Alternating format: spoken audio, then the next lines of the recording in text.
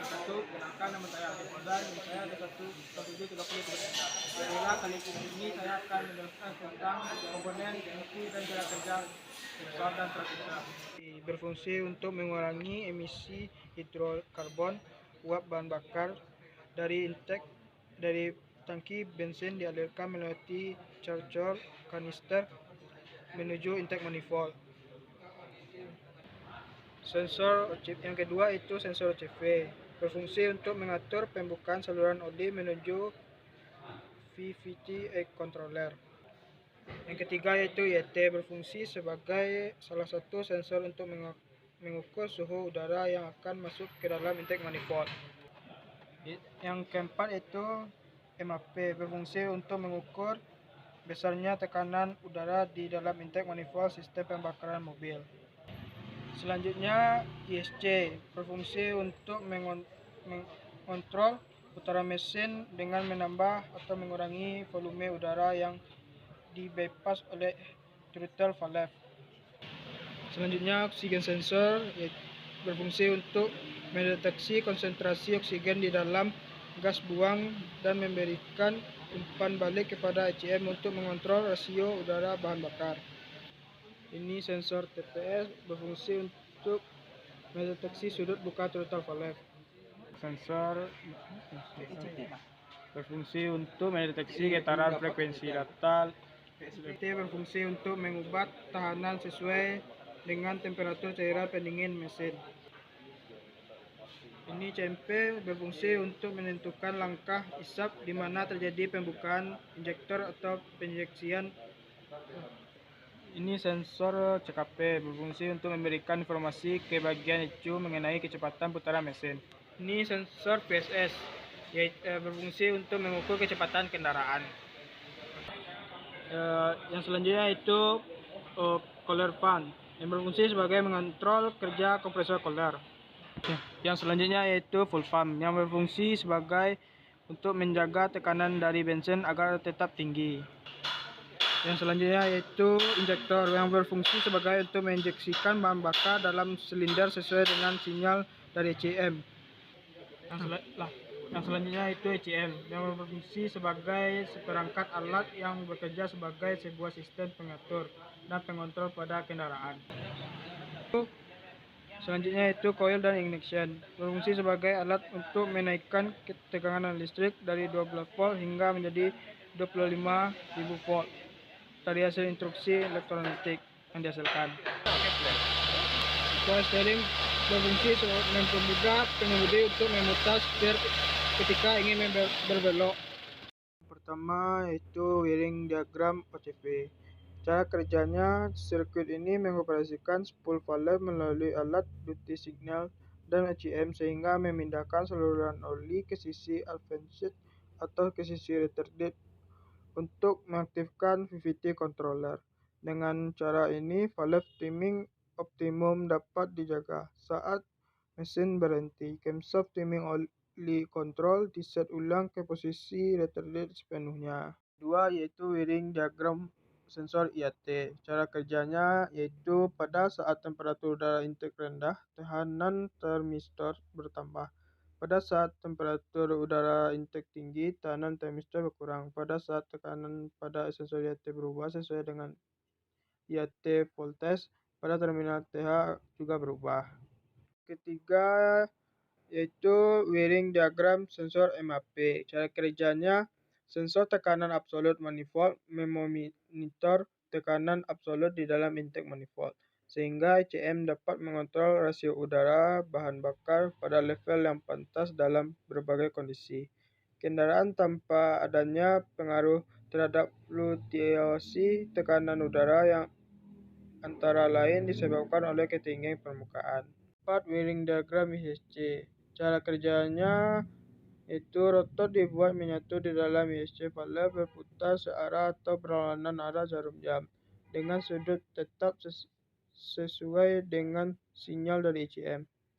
Rotor dan katup ditempelkan dengan mur seperti biasa sehingga katup hanya dapat bergerak ke depan dan ke belakang sesuai dengan proporsi putaran rotor. 5. Wiring diagram TPS. Cara kerjanya yaitu Pada saat router valve tertutup penuh, voltasenya mendekati 0,4 sampai 0,9 volt yang diberikan pada terminal VTH dari ECM. Voltage yang diberikan ke terminal VTH dari ECM bertambah secara proporsional sesuai dengan sudut buka router valve dan mencapai sekitar 3,2 sampai 4,9 volt ketika router valve telah dibuka penuh. 6. Wiring diagram oksigen sensor. Cara kerjanya yaitu pada saat rasio udara bahan bakar menjadi lebih gemuk ratio bahan bakar stoichiometrik, maka konsentrasi oksigen di dalam gas buang akan dikurangi. Dan sensor heated oksigen mengonfirmasikan kepada ECM tentang kondisi gemuk itu. ECM menentukan apakah rasio udara bahan bakar tergolong gemuk atau kurus dan mengontrol timing injeksi sesuai dengan output voltage dari sensor heated oksigen. 7. Wiring diagram VSV. Cara kerjanya VSV yaitu ECM mengubah duty signal ke vacuum switching valve dalam sistem entropic emission, sehingga emisi Hc yang masuk dapat disesuaikan dengan kondisi pengendaraan setelah mesin dipanaskan. 8. Wiring diagram ECT. Cara kerjanya yaitu pada saat temperatur cairan pendingin mesin rendah, tekanan termistor bertambah. Pada saat temperatur tinggi, tekanan berkurang. Sensor temperatur cairan pendingin mesin dihubungkan ke ECM pada saat tekanan itu berubah. 9. Wiring diagram CMP. Cara kerjanya yaitu sewaktu camshaft berputar, gigi pada timing rotor dan celah udara pada pickup berubah, menyebabkan fluktuasi dalam medan magnet dan membangkitkan gaya elektromotif dalam pickup coil. Karena gigi berjejatan dengan timing rotor dan bergerak melewati pickup coil, maka dibangkitkan voltage dan arus listrik bolak-balik. Ke-10. Wiring diagram CKP. Cara kerja CKP yaitu plat sinyal posisi crankshaft memiliki 30 gigi dan dipasangkan pada polytiming crankshaft. Sensor ini membangkitkan 30 sinyal setiap kali mesin berputar. ECM mendeteksi sudut crankshaft dan putaran mesin berdasarkan pada sinyal N maupun silinder pada kombinasi sinyal NI dan sinyal N2. Wiring diagram knock sensor. Cara kerjanya yaitu knock sensor memiliki elemen piezoelektrik yang membangkitkan voltage ketika terjadinya perubahan bentuk. Voltage itu dibangkitkan saat blok mesin digetarkan oleh knocking. Munculnya beberapa knocking mesin dapat ditekan dengan cara mengundurkan timing pengapian. 11. Wiring diagram VSS. Cara kerjanya yaitu sensor kecepatan kendaraan dipasangkan pada meter kombinasi dan terdiri dari magnet yang berputar oleh kabel speedometer. Setiap kali berputar di putaran speedometer akan memutarkan switch ke on dan off 4 kali, dan sinyal on/off ini diteruskan ke ECM menentukan kecepatan kendaraan sesuai dengan frekuensi sinyal ini. Ke-13. Wiring diagram injektor. Cara kerja injektor. Pada saat kendaraan injeksi terdapat berbagai sensor untuk mendeteksi kondisi kerja mesin dan terdapat ECU sebagai pengolahan data dan pengontrol dari aktuator yang salah satu aktuator yang ada di kendaraan injeksi adalah injektor. Dengan membuka saluran nozzle yang menutup oleh solenoid, kemudian bahan bakar akan keluar dengan sendirinya berkat tekanan bahan bakar yang tinggi. 11. Wiring diagram DLC berfungsi ketika terminal tersebut dihubungkan ke mil dalam meter kombinasi akan berkedip untuk menunjukkan penyimpanan DTC. 15. Yaitu wiring diagram full pump. Cara kerjanya pada saat mesin diputar, aliran arus dari terminal ST2 switch pengapian ke terminal STA pada ECM. Pada saat sinyal STA, N1 dan N2 menjadi input ke ECM transistor menjadi on, arus mengalir ke coil pada relay FP atau full pump. Switch relay menjadi on dan arus mengalir ke pompa bahan bakar. Pompa bahan bakar kemudian bekerja. Yang ke-16 yaitu wiring diagram cooler fan.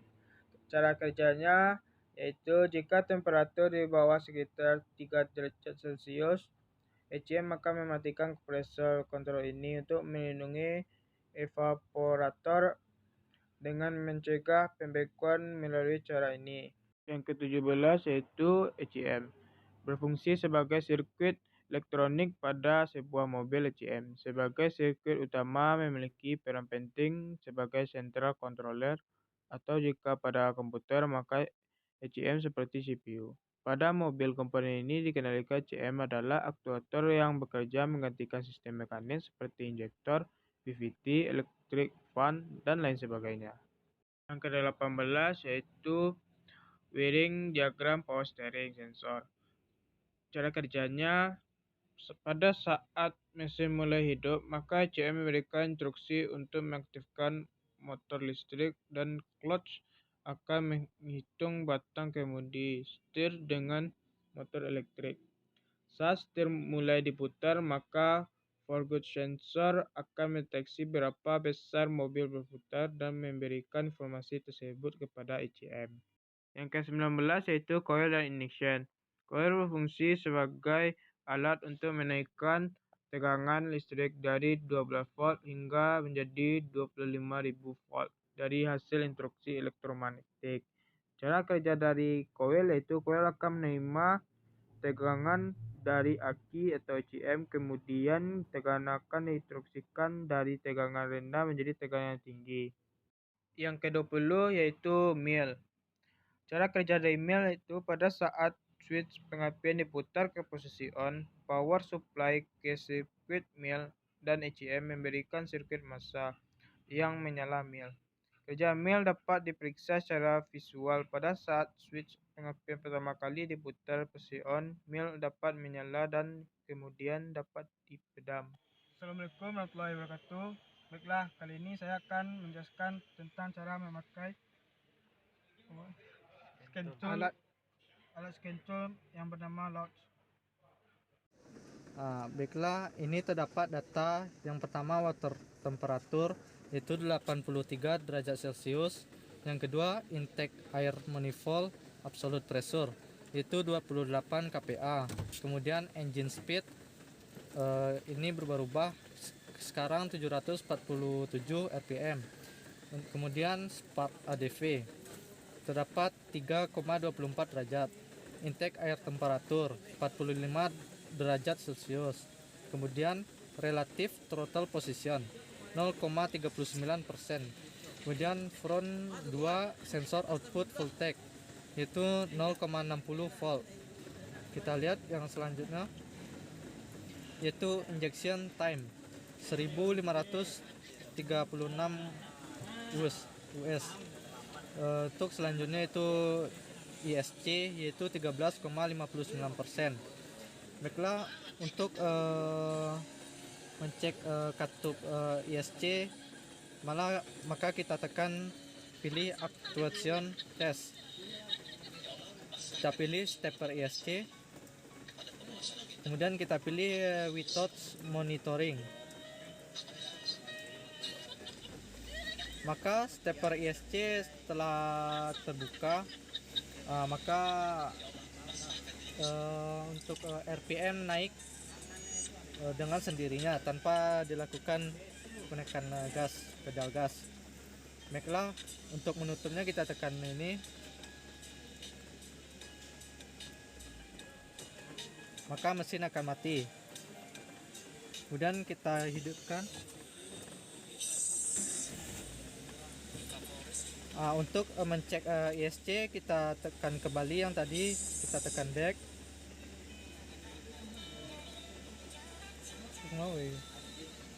Oke kan? Oke. Lalu kita tekan back. Kita tekan yang tadi read current data. Kita pilih ISC. Ya, oke. Maka terdapat hasil 13,59%. maka ISC akan naik karena RPM telah tinggi. Lalu kita netralkan kembali dengan menekan yang tadi, stepper ISC. Nah, maka kita tekan di bawah pack down ini, panah di bawah pack down. Nah, maka akan close. Kita hidupkan kembali.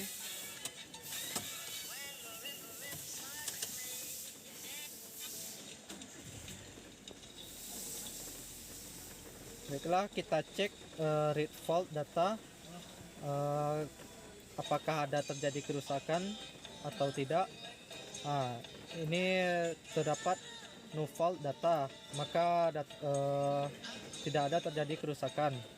Ini erase fault, yaitu untuk menghapus data yang ada terjadi kerusakan jika sudah diperbaiki.